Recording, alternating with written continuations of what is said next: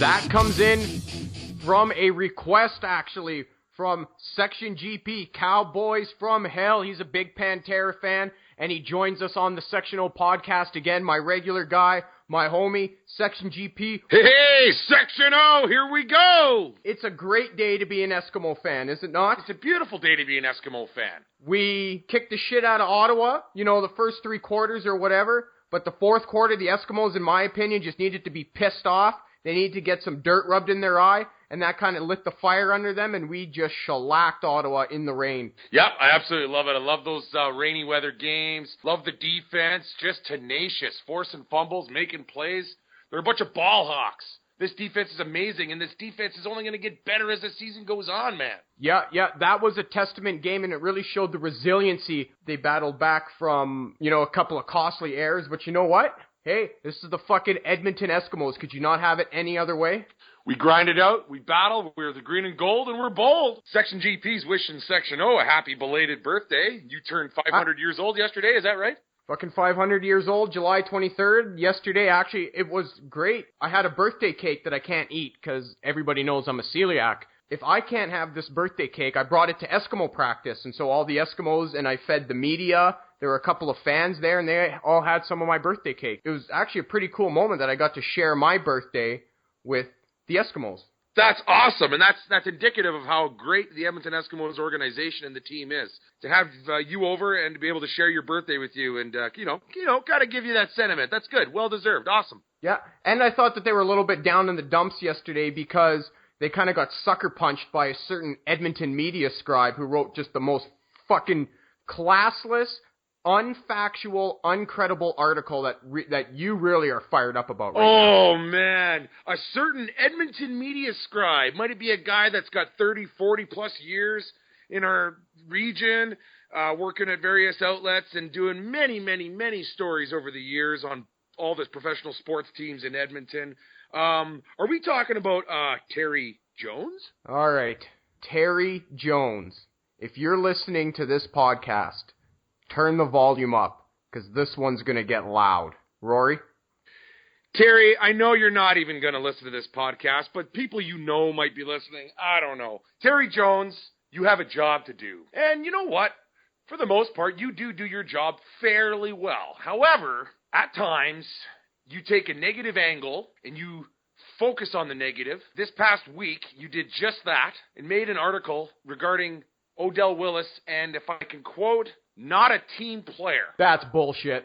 So, Terry Jones, you made an article highlighting, in your opinion, how little of a team player Odell Willis is. The article conveyed to the public that Odell Willis doesn't belong in the Edmonton Eskimos, and Odell Willis would never be a part of, quote, Hugh Campbell's Eskimos. Boy, I wish Hugh Campbell could have read your article. I bet you he would have backhanded you in the mouth himself. You know what I don't get about that article is he says, you're not a Hugh Campbell Eskimo. I understand this next statement is going to get some hate, and I'm prepared for it. The Edmonton Eskimos of the 1970s and the 1980s came from a different culture than what the players grew up now. For instance, Danny Kepley was an alcoholic, roided-up pill freak who went on the record and said a teammate that was disrespecting the locker room, he busted into his house, broke a bottle, and took a jagged edge of the bottle to the guy's neck and told him to straighten the fuck up. Not a Hugh Campbell Eskimo? What do you think would happen if a player today pulled that stunt? Well, he'd be kicked out of the league or even out of the country, for all I know. What is Terry Jones's obsession with the Hugh Campbell area? Well, I'm no less obsessed with it, to be honest with you. It's just, it's irrelevant. He's referencing, he's trying to drum up some folklore. He's referencing it as though we need to be just like, say, the 1981 team, and we need to conduct ourselves in that way. The thing is, it's not relevant. Nobody in the current, very successful Detroit Red Wings organization have anything to do with the 1958 Detroit Red Wings, do they? But it seems like anytime the Eskimos do something wrong, there's Terry Jones, in his opinion, correct them and lead them back on the right track of the way Hugh Campbell used to do things. Right. Were we not subjected to an article pertaining to the Eskimos' lack of presence at Klondike Days last July? You know what? That's a story all into itself. I think it was just a miscommunication, and they rectified the issue this year. They rectified it, but, there was Terry Jones with the knife again in the back, digging at him and poking a bear with a stick. I understand Monday Morning Magic. The Edmonton Eskimos was a long-standing dish, and it should continue. It is a very proud event for this organization. It's a very proud event for the fans, and I think the players last year should have been there. However, there was a miscommunication down the line, and it is what it is. They apologized, but no, there he was, keep digging at it, and then he goes that this is a black marker on the team for the rest of history. No. It was a miscommunication. It was rectified this year, and the mistake won't be made again. But Terry Jones, if you're listening, which you're not, but some people are, like you said, so I'm just going to go ahead and say it anyway. What happened after Hugh Campbell left to now when Len Rhodes is taking over? Did you turn fucking sour? Terry Jones, you're an Edmonton writer. Why don't you be a homer? Just a little bit. Wouldn't that be nice? I swear to God, people in Regina and Vancouver are paying you to write this crap. What happened between closed doors between Len Rhodes and Terry Jones that Terry Jones, at any opportunity he gets, smears the Eskimos? At any opportunity. And the stuff that he writes is fucking bullshit. I read that article on Odell Willis, and I couldn't get halfway through it without wanting to throw my phone off my fourth-story balcony as to how much lies and to how much unfactual information was in that article. Terry Jones does not spend any off-the-record time with these players. Morley Scott, Dave Campbell, Chris O'Leary, and Jerry Montajong surround themselves with the team all throughout the season. They know the players inside out. The players know them. So if you want any factual, credible information, go to Morley, Chris, Dave, or Jerry first. And then there's fucking Terry Jones, who sits in his car at practice until practice is over, gets out of his car, talks to whoever he wants, writes a few things down, fucks off back to his car and off to the Edmonton Sun studios to go write whatever bullshit's fucking he's cranking up in his head. It's a shame. You know what, Terry? Do you think any player's going to want to do an interview with him now after that bullshit he wrote? I don't believe so, and I genuinely hope not. I hope that he's ignored. I was at practice yesterday. Terry Jones was nowhere to be seen. Oh, really? So he writes a shit article on Odell Willis and then no-shows the next practice. Oh, geez, that was an important practice. We're preparing for our first game against the West Division. Huh. Why would a legendary, long-standing writer in our region miss an important media day like that? I don't know. Strange, hey? Strange after a Sucker Punch attack ad comes out in the paper, he's nowhere to be seen. You think Odell Willis is looking for him? I don't know how to answer that one. I would assume he's not looking for him. But then, if I was Odell Willis, I might actually look for him. Odell Willis called him out the other day on Twitter. I said, and good job, because somebody needs to finally take a stand to fucking Terry Jones and be like, listen, you continue to badmouth us and print your lies in your newspaper, I'm going to fucking call you out. And Odell Willis told him straight up, he says, you can badmouth me all you want. I'm still an Edmonton Eskimo. That's right. Consider Terry Jones called out, right? I mean, Odell did it. We're doing it. A bunch of us and other people that we know, we're all doing it on Facebook as well. Point has been made. If I could spin somewhat of a positive light on this, it's great to see a bunch of us fans, and I'm talking like dozens off the top of my head that I've seen. We're all rallying together and rallying around our athlete and rallying around our heroes here, and it looks awesome. And it looks bad on Terry, which looks good on Terry, if that makes any sense. And way to go, Empire. We're sticking up for our player. We know he's a better person, and he's better than the one mistake that he's made. We know that. And we know that this guy belongs on our team. He's a great leader to younger players. He's a great mentor. on the football club, and he's fantastic in the community and amongst the fans. He's phenomenal. I personally haven't even met him yet. I'm just going off the testimonial from yourself and many others. It's just Odell belongs in Edmonton. He's settled down here. He has continued an excellent pro football career, and he's not done yet. He's fantastic on the field. He's a threat. He's a playmaker. Odell Willis in 2015 is not the Odell Willis when he played with Winnipeg in 2011, which for some odd reason Terry Jones still thinks that he's a selfish me type of player. And like I said, Terry, I challenge you to come to practice more than once a week and actually be around the players rather than sitting in your car, because Odell Willis bleeds Edmonton Eskimo football. Yep. I have seen Odell Willis off the record showing leadership skills in the community. I have seen Odell Willis around the fans. He's a fan favorite. I understand that there are some times where, you have to trade away your fan favorite and whatnot. Like, I get that sort of thing. But not Odell Willis. The guy is still outstanding on the field. He's outstanding in the locker room. He's outstanding in the community. There's absolutely no reason to dump this player. And it's a good thing, Terry Jones, that you're not a fucking general manager of the CFL, because if that was the case, Gizmo and Danny Kepley would still be playing. Sentiment doesn't win championships, Terry. No matter how much you want it to be the 1975 team again, this is not. This is 2015. I'm calling you out right in the Section O, calling you out right now to write better articles, because that was fucking horseshit yesterday. And you know what? Odell Willis is my friend. He's a fan favorite, like I said, with everybody else, and as you alluded to, good on Eskimo fans. When we recognize that one of our teammates is getting kicked in the balls in the media, everybody rallied in his corner. It's kind of amazing. What is maybe viewed for 48 hours as a pretty ugly ordeal has now turned into something positive. Now we're all rallying around this guy, and watch out for him to have a big ball game himself. But he is going to play his rear end off, and I don't know. We might get to see some sack action out of number 41 on Saturday, eh? What do you think? There's no doubt in my mind that Odell Willis is going to bounce back from this. I remember last year Terry Jones ripped A.J. Guyton after the Labor Day Classic, and then A.J. Guyton responded with an amazing game in the rematch. So, you know what? Prayers for Drew Willie, because Odell Willis is going to be breaking necks and cashing checks, baby. That's the Eskimo defense. Yeah, dog! Yeah, dog, what up? Give a shout out to Odell Willis on the Section O podcast. You're our boy.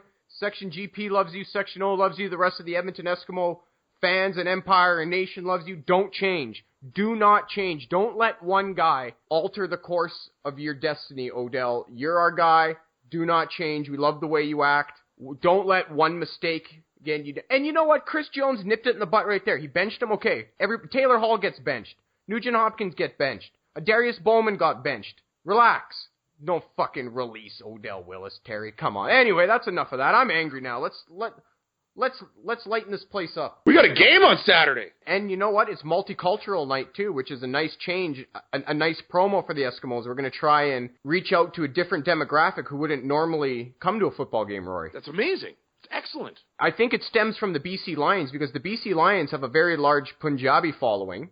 Yes. I'm not familiar with how BC markets them, but I know that they do some stuff in Punjabi, not English, like in Punjabi language. So the Eskimos leading up to this game have been doing so. They did one in French, Spanish. I think they had Punjabi as well. Because you know what? I would love for these people to come and check out their first football game. Get hooked. This is what Canada's about. We're a multicultural nation. We're accepting. We have a lot of diversity in this nation, so come out to a game. Let us show you what we have to offer. Well said. Especially in the cities, right? In every major city, you see a lot of multiculturalism, and Edmonton's no different. Come on, folks, check it out. We're reaching out to you. This organization's reaching out to you. We want you to see this product. This is an amazing product and an amazing value. What's Section GP doing on Saturday for the game? Take a guess. Barbecue and excessive rum shots? You hit the nail on the head. Booyah! Too predictable. I got some, we're mixing it up a little bit. We're probably going to graduate from the spiced rum, which is 35%. We're probably going to get to the gold rum. Captain Morgan's gold rum, which is... Jesus Christ, you're going to do that? It's 40%. And, we might have to have a glass of water for a chaser. We might have to actually go so far as to have a chaser for that shot. You're playing with fire. Look, come on. Do you think all of our lovely Manitobans that are influxing into Edmonton aren't going to be doing a few shots? I got to keep up with them a little bit, don't I? Hey, tell us that story of those two Winnipeg guys that we met at the Westin Hotel last year. You remember that? That was fantastic. Section GP's regular season appearance in Edmonton was Thanksgiving weekend on the Monday. So the Sunday night, a guy named Matt from Section O, he didn't have any plans. And we proceeded to fuck shit up downtown? Yeah, and a shout out to our friend Kyle, who is a Section GP member that's now living back in Edmonton again since then. Kyle was there, and we went to multiple establishments, Melanie, myself, you, and Kyle, and having a little bit of fun. We got some intel that a particular establishment was hosting several members of the Blue Bombers organization and some of their fans. So Westin Hotel? We were hoping to maybe visit this place and, maybe shout out some Go Esks Go and maybe have a little fun. We ran into, I just can't remember the fella's name, but we ran into that gentleman from Winnipeg and his two sons, and they were part of a contingent that traveled to Edmonton on an all-inclusive plan. So we chatted it up with them. I believe we even tweeted out some pictures at the time, if I recall correctly. And we had a great time. We thought we were intoxicated. Actually, our friend that we met, he was probably on his 30th or 40th beer, it appeared. Yeah, that was different. He was proud of his Drew Willie jersey, and I get that. That's your starting quarterback. That's your team. You should be proud of your starting quarterback. But I can't help but snicker a little bit when we won by 100 points the next day, how proud he might have been. Do you remember him going off, Kyle Walters, he put us on this trip, but he's a piece of shit, that guy. You remember that? Yeah, but it wasn't Kyle Walters. I think this is his first year as GM, this Walters guy. It was something. Anyway, he was just like, they're a piece of shit. Fuck that. Anyway. I got a pretty cool interview coming up, Rory. I got Lindsay from the cheer team. Oh, my goodness. Gotta stick around for this story. This is her second year on the cheer team. Her first year was in 2011. She took a break, actually. She had a kid. So she's juggling work. She's a mom. And also, too, she just got diagnosed with a chronic pain disease known as fibromialgia. Everybody stick around. Listen to this interview. Oh, yeah. Huge shout out to Lindsay from the cheer team. What a phenomenal story. Can't wait to hear this interview. Everybody listening, please check this out. And this is going to be absolutely amazing. Huge props to Lindsay and everyone on the cheer team. Just another fantastic story. Wonderful. All right, Rory, send me out of this interview. You got something for our boy Grant Shaw. Came off an amazing Ottawa game. 5 field goals. Didn't miss one. Hit me up. Our Alberta boy, Grant Shaw, 5 for 5 last week. Great game. We wish him well for another great game on Saturday and more great games to come from our good kicker, our amazing kicker, Grant Shaw's 1,000-yard convert is good. Eskimos football into the end zone for high school football. And we're broadcasting live on episode 9 of the Section O podcast right after the Edmonton Eskimos shellacked the Ottawa Red Blacks. It's a pretty good game, Daryl, hey? Yeah, how about that Shakir Bell? Shakir Bell, 143 yards. Yeah. Joining us on the podcast, we have Eskimos cheerleader Lindsay. Lindsay, how you doing? Doing good. Good. Now, you're 23 years old. This is your second year on the cheer team, and you've actually taken a break. Tell us about your first year, your break, and now back on 2015. Well, my first year was a pretty exciting year. New to us, so a lot of nerves, a lot of rules thrown at you, but all in all, it was really exciting.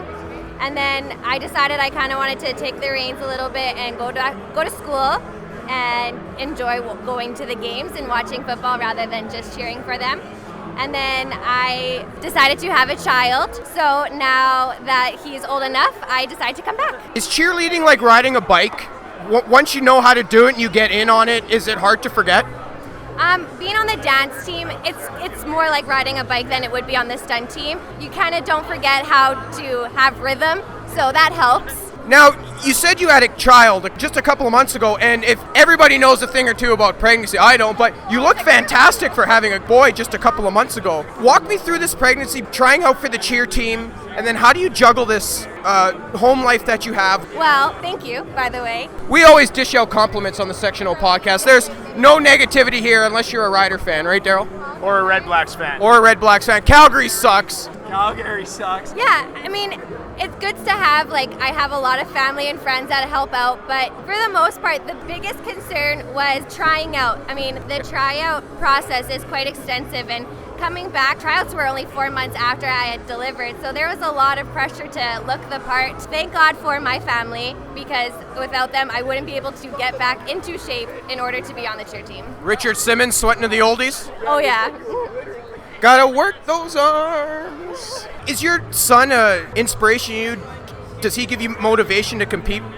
Oh, absolutely. My son, I didn't expect the bond that I have with him. We are super close, and the moment he turns around and looks at you, it ignites something in you that you didn't think that you had before.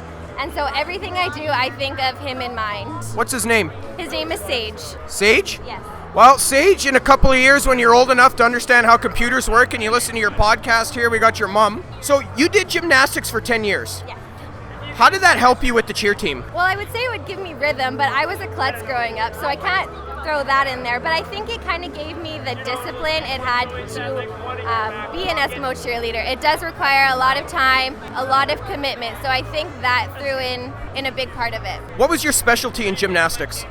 Well, that changed often. I would have good days on bars, good days on beam, but I think my favorite was beam. I mean, you're standing on a very small little platform there, and you have all these amazing skills that you have to pull out, so you're kind of playing with fate there. I can't even walk and chew bubble gum. Never mind get me to go on a balance beam or parallel bars or the trampoline. I can't, or do a backflip. Well, actually, what's funny is, again, we're podcasting after the game. We went and we somersaulted in the middle of the dance floor here, Daryl. That was 2 somersaults for 2 sacks. 2 somersaults for 2 sacks, and they were just awful. Could you teach me and Daryl a thing or two about how to properly mount and dismount a somersault? I would love to. Could you show us right now? Maybe not in my skirt, but we'll plan for another day. Fair enough. Do you remember your first year on the Eskimos cheer team? A little bit, yeah. Tell me the nerves and the feelings you had on your first game. Well, the first game was not like any other game. We had the Eskiminis, the Junior Esks, and the Escalades, so that added to the pressure of it. But the minute you walk onto the field and you see the stands all around you and you see those people, you seem so small, but I remember sitting in the bleachers thinking, I want to be on that cheer team. So you have all those people looking up to you. The rush alone was amazing. So you went to Eskimo games before, Oh, yeah. and being a cheerleader was something that you've always wanted to do? Oh, yeah, but I never thought that I would ever amount to it. I thought they were royalty. Really? Oh, yeah. And you guys are royalty in our mind because this is a volunteer squad. You guys don't get paid. You juggle work, school. You have a kid. You have to juggle that too. And, we really thank you guys for doing everything that you do because you guys add an extra element to the fan experience. I mean, here we're at the watch party. You guys are having fun with all the fans at the watch party. If there was no cheer team, I don't think that we would have the fan element that the Eskimos do. And that's why we got to buy a calendar and a deck of cards every year. Which is the main fundraising goal for these girls, is that they use the calendar to get the slush fund for the Grey Cup. You went to the 2011 Grey Cup? I did, in Vancouver. And? That was fun. Was it a different side of humanities that you never expected? Yeah, it was, especially in the individual city rooms that we had to go into, but it was fun. What's your favorite part of the Grey Cup? I like the parade. The parade's always a good time. Actually, the Vancouver parade, it was pouring. Were you at the Ryderville party on Friday night at the 2011 Grey Cup? I don't think we were. Good, we're not going to talk about that story because something very bad happened, and if you tuned into episode 2 of the Section O podcast, Jay actually tells you the story how I got kicked out of Ryderville for accidentally peeing in the woman's washroom. Accidentally. Well, they think I passed out, but that didn't happen. Sounds like an honest mistake. The security guard said you passed out. That was your first Grey Cup? Yes. So all the doctors and lawyers turn into their alter ego, and you guys are just going into it what did we get ourselves into? Oh, yeah. The cage is open. The animal is let loose. Daryl, did you hear that? The animal gets let loose at Grey Cup. Yes, it does. You suffer from I guess we could call it a debilitating disease at times. Yes. Oh, yeah. And for people that don't know, fibromyalgia, what is that? It's basically a pain disease. It affects your joints, your muscles, your nerves. and it can be very crippling. So how does this factor in with cheerleading now? Like, you have this condition where you suffer pain all the time, and now you want to be a cheerleader. Well, I actually just got diagnosed with it a couple of months ago, so this is still new to me, but I have been dealing with it for a while now that I kind of know how to maintain it. Unfortunately, it's a handful of different kind of medications at night and diet and exercise, but days can be bad. There are days where I can't even get out of my own bed, so there's a risk to it, but not enough to quit. You were dancing here, and after a game, what happens now? I usually am to the point where I have to limp home, but the next day it's a little sore, but as the day goes on, it starts getting better. Which is another reason to support this cheer team, is this girl is literally in pain after the game. So guys, when the calendar comes out, buy a calendar, help them out the best you can, because this is really one hell of a story that we're getting into. Now, tell me, you said you were diagnosed a couple of months ago, and you were living with this undiagnosed for a while. What are the symptoms? Well, actually, it kind of just happened all of a sudden. I woke up one morning and I could not walk. I went to the hospital, and after a couple appointments later with a specialist, they came to a conclusion that it wasn't arthritis, so I can be thankful for that. Because arthritis is just bad. Go Eskimos! See you later, Norm. You guys are leaving? Yeah. Hey, see you, Norm. Our parental supervision is now left at the watch party, so this podcast has now just gone off the rails. Sorry, let's get back to seriousness here. We were talking about getting diagnosed. Yeah, so it just happened randomly. I could not walk. I crawled to my car, and luckily my mom had skipped work to take me, or else I would have had to call an ambulance. This was just one day. Just one day. I couldn't get out of bed. I stood up and I immediately fell to the ground. And then it started affecting my knees and my hips, my elbows and my ankles and my neck. So it's basically every joint all at once. What's your nightly cocktail of painkillers, I guess? Well, I take one for the nerve pain, I take one for the muscle pain, and I take 2 arthritis Tylenol, and then I take some muscle relaxants if I really need to. So we have this story now of one of our cheerleaders that has chronic pain dancing for you guys at the game. So really, yes, like, I can't stress enough how much you guys need to support our cheer team, and they're still lagging behind a bit on the calendar sponsorship. So make sure that every page is sponsored, because if they cannot get all 12 pages sponsored, when they sell the calendars, they have to cover that cost before they turn a profit for the Grey Cup. Yeah, and I just want to speak to what Lindsay was talking about here with her disease and how she's overcoming it. And it's, you know, really it's a get busy living or get busy dying kind of thing. To throw something cliche out there, but so true, and it's awesome. Exercise kind of quiets down the pain a bit. Yeah, it's supposed to. But at the same time, exercise brings it on? Yeah, I mean, I think it's supposed to work as a more of a long-term benefit. It's hard because there's days where I get up and the last thing I want to do is go for a walk because I'm in so much pain. But I know in the longer run, it's going to be beneficial towards me. Well, let's lighten this podcast up just a bit. Was this your first watch party? It was my first watch party. My first year, we didn't have to do away games. What did you think of your first watch party? I had a lot of fun. I did. What was your favorite part? Probably dancing for you guys. Did you like our somersaults? I didn't get to see them, and I'm really bummed because I didn't know you guys did them. I think you should do them again. Should we do it again? I got one left in me. You got one more somersault left in you. I got one left in. I save them for sacks, but I got one left in me. Okay, so here, hold the mic. We're gonna go do a somersault right now. Give her the mic, just hold the laptop. So here we are again. We're gonna demonstrate again our sack somersaults live on the Section O podcast. All right, so should we do like a build up, like Willie Jefferson sacks Henry Burris? All right, let's do it. Now, at the end of this, you have to give us your grades on Okay. on how good we do. Okay. Okay, ready? I have a feeling the red Oh, wow. that's just really bad. And how was that? Collectively, I would have to say a 4. I think you guys. Give me the microphone back. We get a 4 out of 4? We got a 4. 4 out of 4? 4 out of 4, yeah! Yes! So to wrap this up, your favorite player on the Eskimos? That's a tough one. I'm going to have to go with Riley. It's a shame he's down. There's a question I ask all the cheerleaders that come on the show. Sam came on. Maddie was one of the Stampeder cheerleaders. She came on. Do you guys prank each other? No, we don't. I mean, the dancers don't. I can't speak for the stunters, but the dancers, no, we're really chill. Nobody's pranked each other. You and Sam both have the same answer. It's like you're afraid to tell me stories that happen behind the scenes. Let me say it. I can't say for the boys. The boys are a different breed of their own. That's what Sam said as well. They're animals. They are animals. But the girls, I haven't seen anything.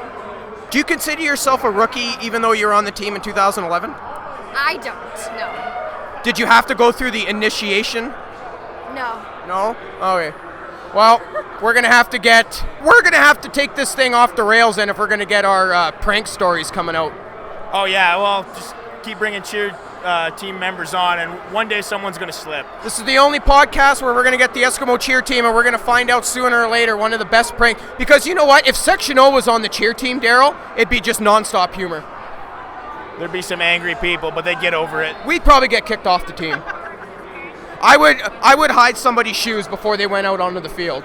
At Grey Cup. That might be grounds for some sort of suspension. I wasn't sure. Oh no, I straight up told I'll get kicked off the team. So Diane, if you're listening to this and you see my name come across your desk for sign up, no. Thanks for coming on the show. Thanks for having me. And we'll catch up with you at the next watch parties when you are, and we'll be cheering for you up in the stands. Thank you. Awesome. Thank you. Lindsay again on the Section O podcast, guys, everybody.